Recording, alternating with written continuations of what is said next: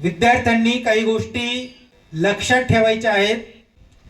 तुमच्याकडे दप्तर असेल, आपल्याकडे दप्तर असेल, पण वर्गात कोणीतरी नवं एखादं दप्तर आणतं, त्याला कुठलं तरी बावली लावलेली असते, काहीतरी स्टिकर असतं, नवं असतं. मग आपल्याला आपल्यापेक्षा ते दप्तर आवडतं कारण आपलं जुनं असतं. आणि मग घरी गेल्यावर आपण नाचतो. नाचतो म्हणजे काय? रडतो, नाचून नाचून डान्स करतो आणि काय म्हणतो, मला पण नवं दप्तर पाहिजे. असं अजिबात करू नका. आपलं दप्तर जरी जुनं असेल तरी तेच दप्तर जोपर्यंत फाटत नाही, खराब होत नाही, तोपर्यंत वापरा. नव्या दप्तरातही आपण त्याच वह्या आणि पुस्तकं ठेवणार आहोत जे जुन्यामध्ये ठेवणार आहोत. म्हणून हाही एक संकल्प आपल्याला करायचा आहे की जोपर्यंत माझं दप्तर पूर्णपणे निकामी होत नाही तोपर्यंत मी नवीन दप्तर घेणार नाही. यामुळे काय होईल? पालकांचे पैसे वाचतील. त्या जुन्या दप्तराचं तुम्ही काय करणार? नवं घेतलं तर काहीच उपयोग नाही, पडून राहील. पालकांचे पैसे वाचतील. त्या पैशांमध्ये तुम्हाला काही नव्या वह्या घेता येतील, कंपास बॉक्स घेता येईल, शाळेची काही फी असेल ती भरता येईल, स्कॉलरशिपची परीक्षा आहे, वेगवेगळ्या स्पर्धा परीक्षा आहेत, ऑलिम्पियाडची परीक्षा आहे, वेगवेगळ्या कार्यक्रमांच्या साठी स्पर्धेत सहभागी होण्यासाठीची फी असेल, परीक्षेसाठी तालुक्याच्या गावी जाण्यासाठी, जिल्ह्याच्या गावी जाण्यासाठीचं जे भाडं असेल ते तिथं वापरता येईल. आणि म्हणून सर्व विद्यार्थ्यांना खास सांगणं असेल माझं की जुन्या वस्तू जर वापरण्याजोग्या असतील तर त्या खराब होईस्तोवर वापरा, निकामी होईस्तोवर वापरा, जेणेकरून आपल्या पालकांचे 2 पैसे वाचतील आणि त्याच्यातून तुमच्या शिक्षणासाठी त्यांना काहीतरी करता येईल. तिसरी महत्वाची गोष्ट, आपल्याकडे ज्या वह्या आहेत, काही मुलं 5वीला आलेले आहेत त्यांच्याकडे 4थीच्या वह्या आहेत, काही 9वीला गेले त्यांच्याकडे 8वीच्या वह्या आहेत. घरी गेल्यावर आपल्या सर्व वह्या पहा, पूर्ण लिहिलेल्या आहेत का? पूर्ण लिहिलेल्या असतील तर रद्दीत द्या. पण जर त्यातली काही पानं कोरी असतील तर कृपा करून त्या वह्या रद्दीत देऊ नका. लिहिलेली जी पानं असतील ती व्यवस्थित पट्टी ठेवून फाडून घ्या. फाडताना त्या पानासोबत जोडलेलं मागचं पान निघणार नाही याची काळजी घ्या.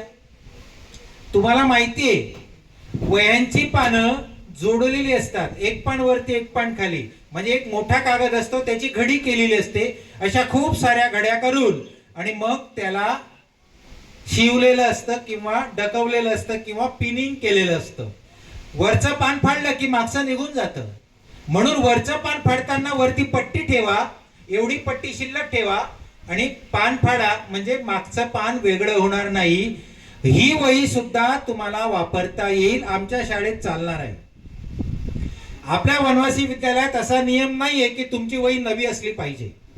मागच्या वर्षाची जी जुनी वही आहे त्याते लिहिलेले पानं व्यवस्थित फाडा आणि ती जी उरलेली पानांची वही असेल ती वही तुम्ही वापरा. ती संपेल तेव्हाच तुम्ही नवी वही घ्या. याच्याने खूप सारे फायदे होणार आहेत. एक, आई वडिलांचे पैसे वाचणार आहेत.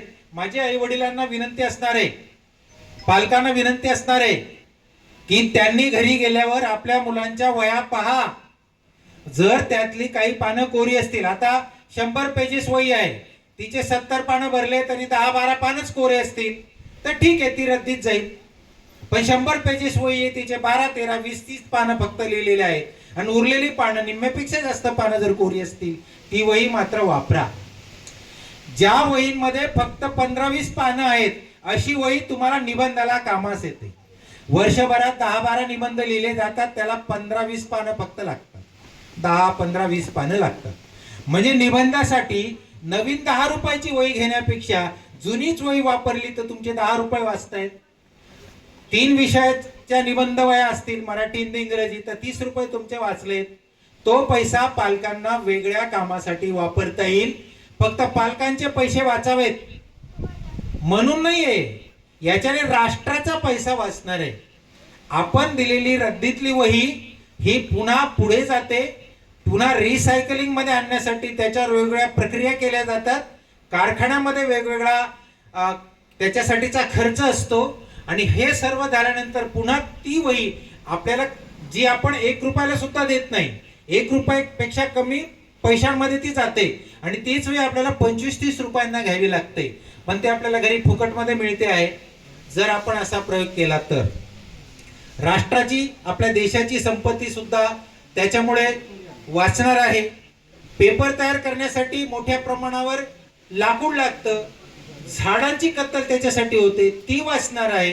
एकंदरीत पर्यावरणाच्या साठी सुद्धा, पर्यावरणाच्या रक्षणासाठी सुद्धा या गोष्टीचा खूप मोठा सहभाग आहे. काही म्हणतील की अरे 2-4 पानं किंवा एक 25-30 पानं वाचलीत म्हणून कोणता एवढा देशाचा फायदा होणार आहे. असं नसतं. असं सगळ्यांनी जर विचार केला की मी असं करू शकतो तर खूप मोठ्या प्रमाणामध्ये आपल्या राष्ट्राची संपत्ती वाचू शकते. 5 जून पासून इको क्लबने एक वेगळा उपक्रम सुरू केलेला आहे पर्यावरणाचं जतन करण्याचा. त्यामध्ये बरेच लोक ज्या काही बिया आहेत, वेगवेगळ्या प्रकारच्या बिया असतील, कडुलिंबाच्या बिया असतील, आंब्याच्या कोई असतील, जांभळाच्या बिया असतील, अशा वेगवेगळ्या वनस्पतीच्या साठी त्या बिया, त्या वनस्पतींची लागवड करण्याच्या हिशोबाने त्या बिया वेगवेगळ्या ठिकाणी टाकतात आणि रोपांची म्हणजे रोपं तयार करून वेगवेगळ्या ठिकाणी लावतात. हा उपक्रम सुरू आहे, आपणही तो करावा. ही आज प्रवेशोत्सवाच्या दिवशी महत्वाचं आहे. याची जाणीव आपल्याला झाली पाहिजे. कमीत कमी आपण 1 झाड तरी नव्याने यावर्षी लावलं पाहिजे. प्रत्येक जण लावेल, प्रत्येक जण लावेल. आवाज नाही येते? अरे मोठ्याने. छोटा आवाज म्हणजे काय सर? फक्त लावून दिलं आणि पाहणार नाही. मोठा आवाज म्हणजे काय? मोठं होऊ देईल. लक्षात आलं? आपण सर्वजण आलात, आपलं मनापासून स्वागत पण आहे, अभिनंदनही आहे आणि यापुढे आपण अशी शाळेला भेट देत राहावी एवढं बोलून मी इथे थांबतो.